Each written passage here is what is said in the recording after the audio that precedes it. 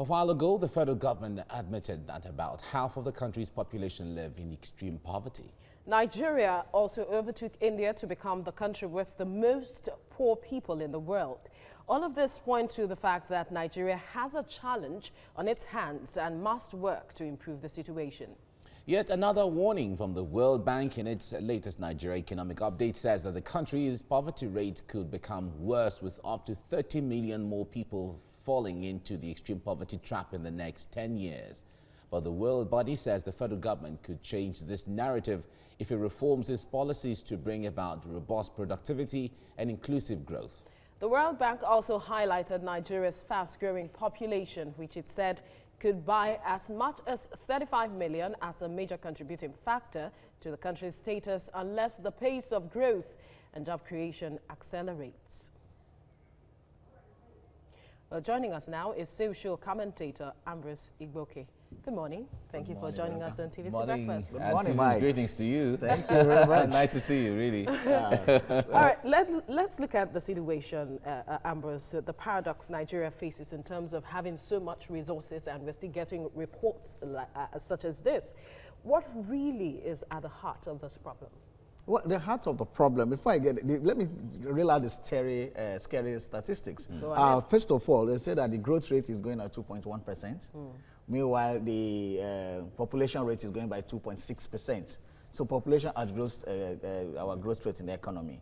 So that is already very, very bleak. So the projection is that we are going to be 202. It's already estimated that we are 202 million people.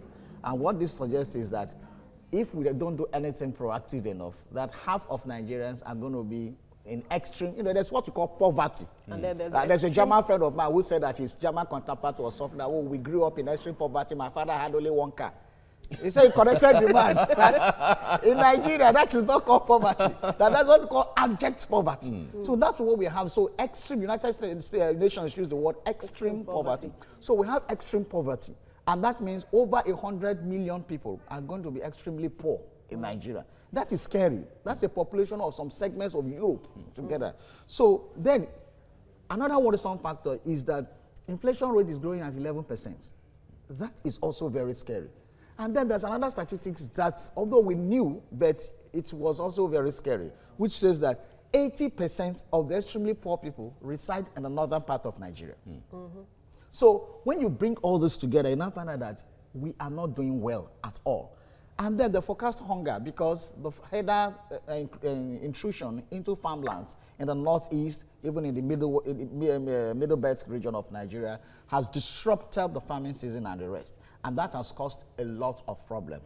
But in that agricultural area, Nigeria has come together with the World Bank. For example, there was a project that started last year called Agro-Processing Productivity Enhancement and Livelihood Improvement Appeals Project, where 6 states were selected and they were able to, what did they do? To enhance agricultural productivity. But despite all of this array of problems or challenges, each state, the 36 states, are still blessed with resources that can change this narrative. Why are we like this is because, first of all, there are some things we are afraid to tinker with.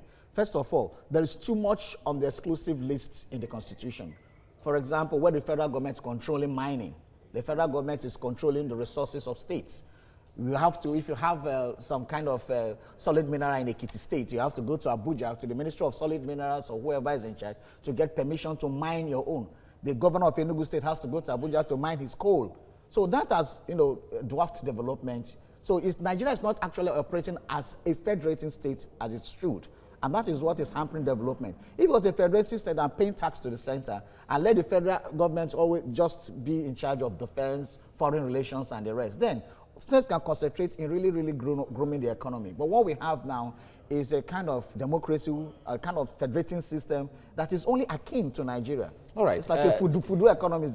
Okay. Now, President Buhari, in his inaugural speech sometime, talked about his plan to bring about 100 million people out of poverty in 10 years.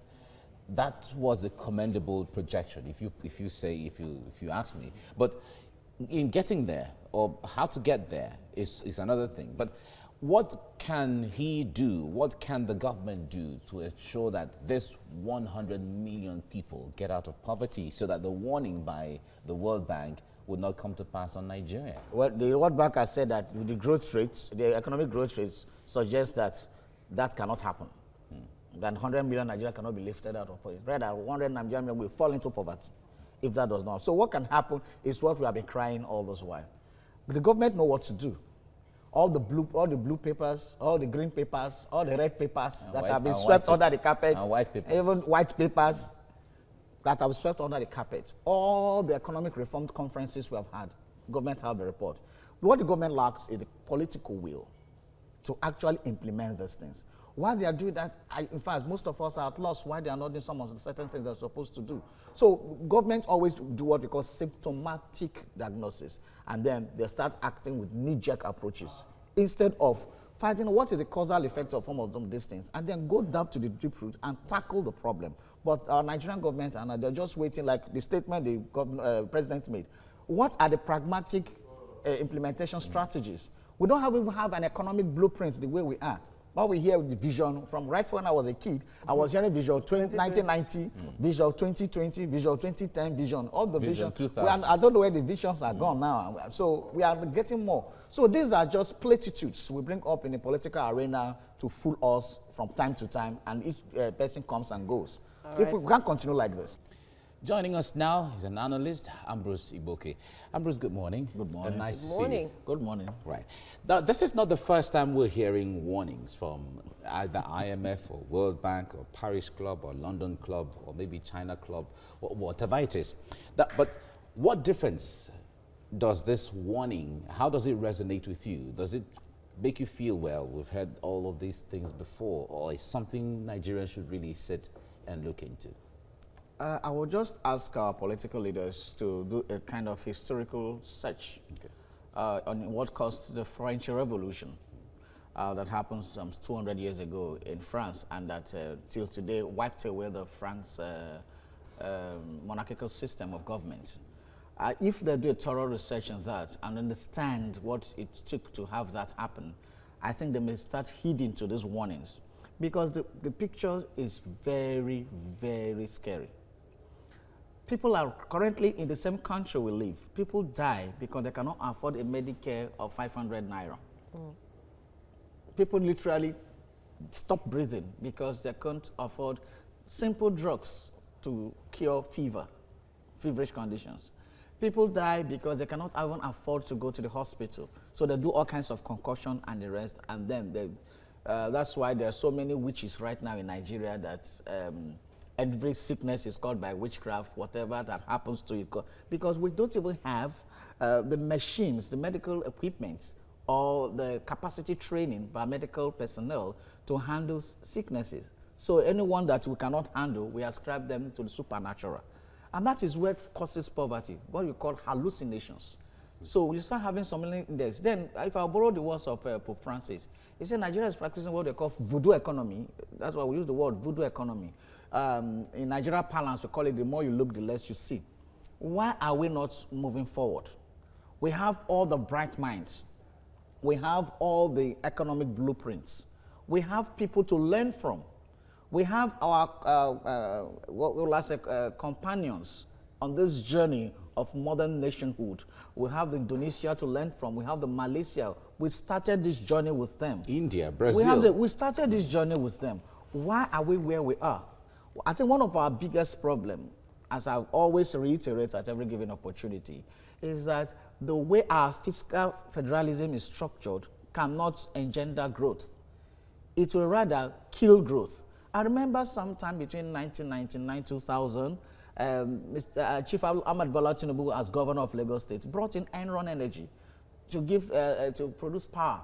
Sometime also, Ibom power came in Akwa Ibom State. Why did they die? Because they found out that they wanted to create electricity in their own state, and they found out that the law did not allow them to do that. So when you produce up to a certain, above I think 10 megawatts of electricity, you're expected to send it to the national grid. So I will produce electricity in Lagos, and somebody in Zamfara will use it with our state resources. Any economy that is structured that way will not succeed. But we know these things, Ambrose. It's not like we do not know, because like he pointed out, we have been getting warnings over time. Why is it so difficult for us to tinker with this, the law, such that it will benefit everyone? It's the political will. Because the way the lopsided arrangement we have now is favoring only a few people. Those people, unfortunately, are the people that are in power. They cling to it. The politicians, they manipulate the structures we have now to their self-advantage. But the people are also, that are bearing the brunt, they have a role to play to bring these people to question. Well, the Nigerian citizens are docile. That is it. We have profound docility, political apathy.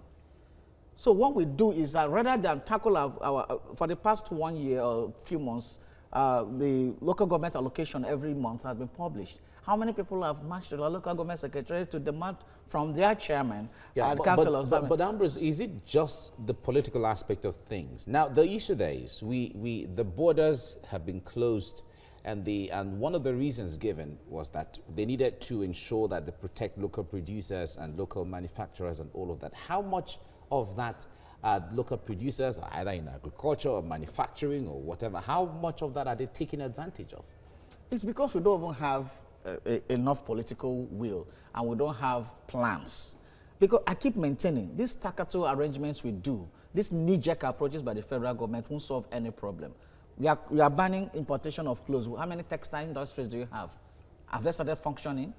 You are banning, you want to, all the sugar factories in Nigeria are closed down. My father happened to work for the sugar company in Bashita in Kwara State. Where is the sugar company today? Delta Steel Company, I also grew up there in Warri, in Warri. Where is it today? Ajakuta has reviewed to even kick off. So we are just, but what I'm saying is that if we had a constitution that has less power, economic power from the exclusive leave and devolved to the concurrent leave, then states can now begin to take charge of their resources. For example, a Delta State would have bought off over Delta Glass, bought off DSC, bought off some other things and started running it. If they know that every month you cannot be going to Abuja only to just collect money. But what have we done? We configured a system where people go cap in hand, going to beg money every month in Abuja. So governors have become lazy. The states, constituting states have become lazy. The people themselves have become lazy because they are waiting for products from the government every now and then. So until that changes, until we really look ourselves straight in the eye and say that this arrangement we have is not working and it's not going to make us progress, then we are not going anywhere. All right. Ambrose Igboke, thank you for your time. Thank you. Thank you very much. Joining us now is social commentator Ambrose Igboke.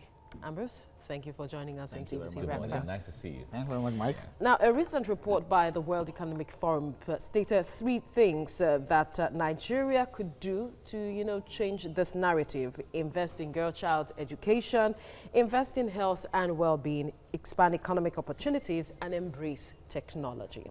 I wonder what you make of these 3 things, especially the first, girl-child education, which a lot of people have been hammering on because of population explosion. I think the problem is not be girl child education. It should be education, generally, because the education is so poor.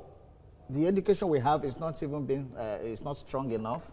I mean, in the capacity building and human development index that was just published, out of 157 countries that were in that index, Nigeria came 152nd in human capital. So we don't have human capital development.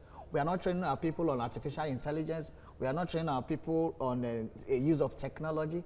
We still have imported technology that are written in foreign languages. We still have imported technology. We still have cars that are imported in this country where they have mechanical or electrical issues. They will fly in experts from Europe to fix them.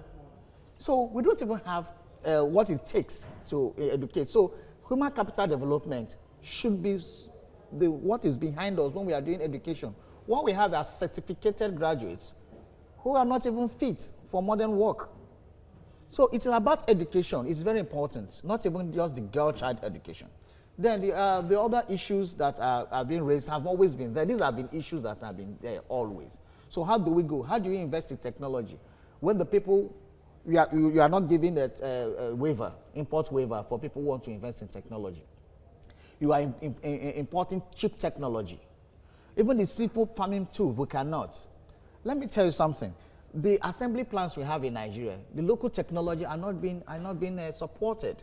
For example, we have some brands of automobile in Nigeria. We don't do that. What the government do? The government goes overseas, go to Japan and other countries to import vehicles that they are using. What happens to the rickshaw? Well, we have the tricycles. We have a professor who designed a locally made one, and one other two people have done that in Nigeria. But what do we have? We have thousands of that from India every year. So we're not even encouraging our local production. We're not encouraging our local technology. And we always say that most of our FIRO in Oshodi here is doing a lot. And a lot of other, there's what we call IIT, a lot of people are trying to come, but the government is not even encouraging it. So we need to invest in technology. And the technology in the blockchain technology is there now. We have the AI, the artificial intelligence. Yes. We have the 5G network that we are still struggling with 3G. And then GSM companies are 4G celebrating now. 4G. We have 4G 4G now. in select cities. So we are celebrating, 4G has landed in this town. And then, the world is in 5G. So we don't even know what we are talking about. Telemedicine and all those kind of things. We are still doing the local. There's a whole lot to be done. All right, Ambrose, if we have to take steps, because we are where we are right now, we can talk about it, but we are still here where we are right now, with all the challenges and all the deficit. But if we have to take the steps, what should we look at right now as a country and as a people towards ensuring that the prediction of the World Bank doesn't befall us? Now, a scientist said that any country that cannot produce its nuts and its bolts cannot be technologically advanced. So what it means is we have to resuscitate, recreate, and create new technical functional schools. All the government technical colleges, where are they? We have to recreate them. The polytechnics should go back to its original concept, producing technical mid-level manpower for our industries. When we resuscitate those things to be technologically driven for the purpose they were set to be, then the technology aspect, we can start taking care of them. Then when it comes to education, what do? The UNESCO, recommends that at least 26% of your national budget should be for education. In this year, I think we're having for 2020 6.7% of total budget. We've for never education. hit that target. So we've never hit 10. In the history of Nigeria. So that means we are not serious here. Therefore, when we start being pragmatic, let's increase it to 10, 15. So now in the next 3, 4 years, we could have like 20% on education. We cannot be spending so much on defense. You cannot be spending so much on what is critical infrastructure. We have not critically invested in critical infrastructure like education. You cannot be building roads and bridges and all those things only when your education is suffering. Who will manage the bridges? Who will manage the roads? Therefore, we need to have those things in place before we can talk of moving forward an inch. If those things are not, if the human mind, if we have not been able to regenerate our mindset and refocus our education so that it can be modern driven, what we have is a certificated education that is civil service driven. We need to have education that is more driven instead of solution solving a problem. Quickly before we let you go, do you think that the federal government, are you confident the federal government will hit this call, looking at policy change now, like the World Bank has suggested? No, the federal government is not showing enough commitment. The federal government is not showing enough pragmatism to see that this will be averted.